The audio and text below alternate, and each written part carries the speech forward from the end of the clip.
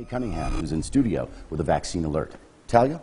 Hey, Juan, good evening. Well, Richard Terrell got the one-dose Johnson & Johnson vaccine earlier on this month. Now, he suffered a severe rash that spread over his entire body and turned his skin red. As doctors tell me, a reaction of this magnitude is extremely rare. We do want to warn you at home that some of these images may be considered graphic. These photos snapped of Richard Terrell's severe reaction to what doctors believe is the COVID-19 vaccine. Yeah, my skin peeled off.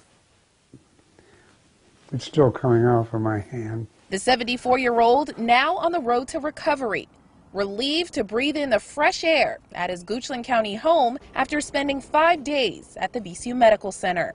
Gee, it just came on so fast. On March 6, Terrell received the Johnson & Johnson vaccine in Ashland, but 4 days later, I began to feel a little discomfort in my armpit, and then I began to, a few days later, began to get an itchy rash. And then after that, I began to swell, and my skin turned red.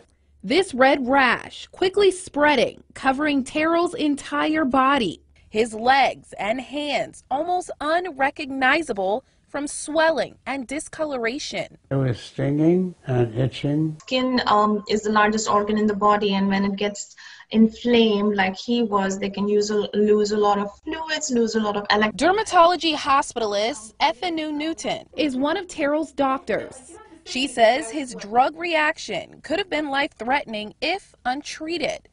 Through testing and process of elimination, we ruled out all the viral infections, we ruled out COVID itself, came to the conclusion that it was the vaccine that he had received that was the cause.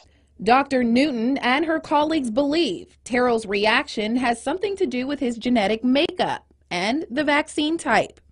Regardless, the doctor tells us this type of reaction is extremely rare. If you look at the risk of adverse reactions from the vaccine, it has been really, really low. Tonight, Terrell, I wouldn't hesitate to get it. And Dr. Newton are encouraging folks to get vaccinated and monitor their response. Now, I'm told his reaction has been reported to the CDC, and VCU doctors will be submitting the case to a medical journal this week. Terrell tells me he's still very weak, and it will take some time for him to fully recover, but he's still thankful he was vaccinated. Juan? All right.